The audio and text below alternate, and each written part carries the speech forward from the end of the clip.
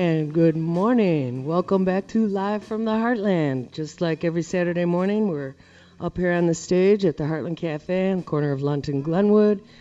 And we're talking about community, the world, environment, art, politics, the normal cache of things that are important to you and I. And that was Jimi Hendrix, our sign-on and sign-off music, singing Red House.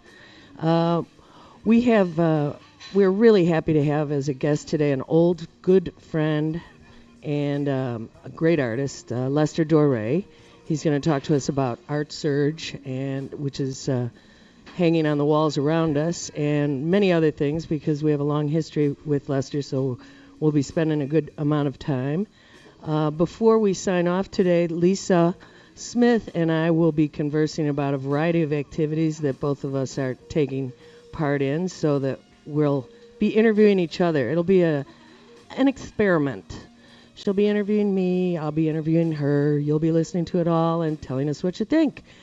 This is Live from the Heartland, and we're really happy to say good morning, Lester. Good morning, Katie, and I can't think of a better thing to do this morning than to hang out with one of my oldest friends. I knew you even before the Heartland. That's true. Lester Dore is really comes to know me through my business partner, Michael James, and his longtime political collaborator before we met on a variety of things, including Rising Up Angry newspaper, lots and lots of art and music and politics interactions that y'all did. I think one of them was Cooperative Energy Supply. That's right. A beautifully named group that put on concerts and dances back in the day. And I'm going to start with just saying you have been hanging a show here for the last 36 hours. It's half done. One dining room is full. The other wall will fill today for an event that starts this afternoon at 4 o'clock called Art Surge Global Instigations. Right. Actually, that's 5 o'clock, Katie. I'm going to need that extra hour to finish the print I'm working on. Don't anybody come at 4. It starts at 5. Yes. Sorry about that. 5 p.m. and there's going to be artists and music and wonderful times. But what is Art Surge Global Instigations? Well, Art Surge is an artist collective from Madison, Wisconsin, where I live now and have lived for many years. It grew out of inviting some friends to do a show of political art last year after I had hung a show of Oaxacan art, which some of them attended. And so this would be our third show, and we're calling it Art Surge Global Instigations because, as we speak, the Southern Graphics Council Conference is going on in Chicago. 1,800 printmakers from all over down at Columbia College talking about printmaking. And the theme of the SGC conference is global implications. But we're not just interested in the implications. We want to do some instigations. Woo!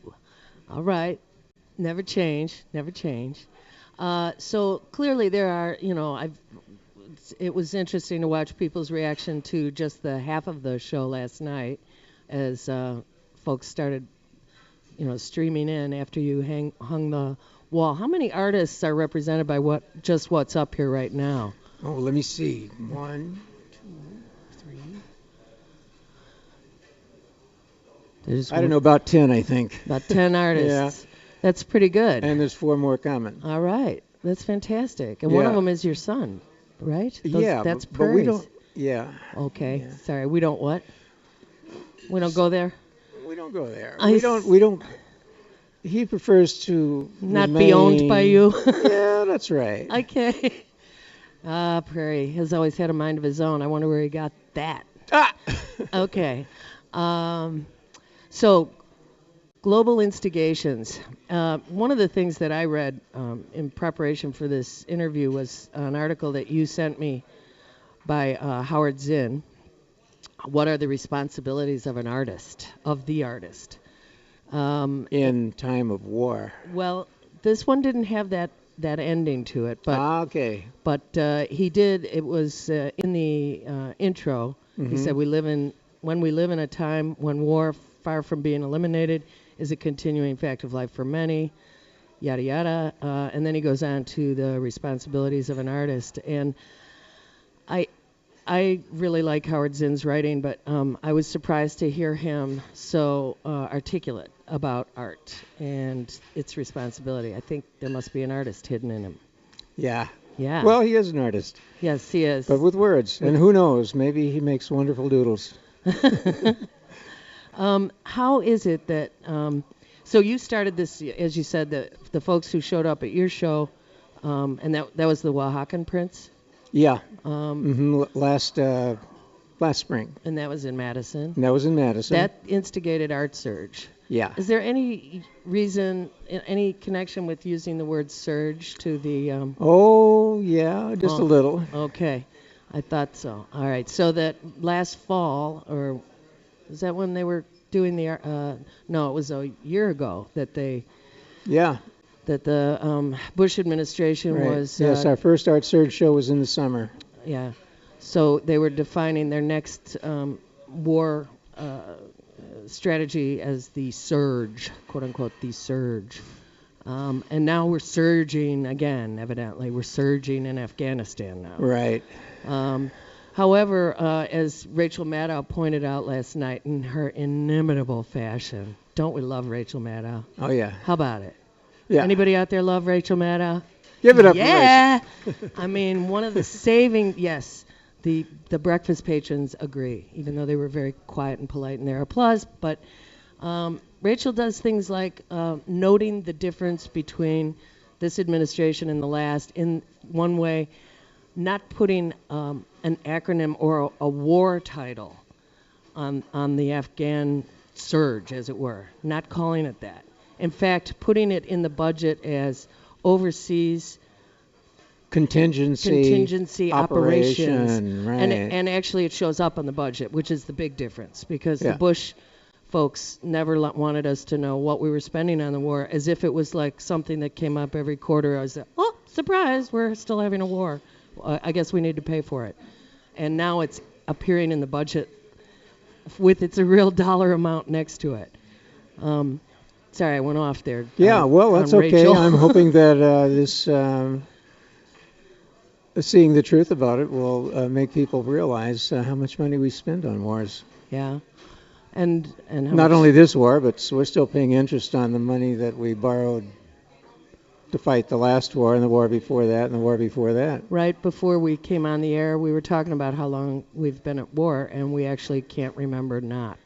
Isn't that right? That's right. Even exactly. Though... Well, I mean, there were these they're wars. They call them police operations or whatever, but, there was Grenada, there was Panama.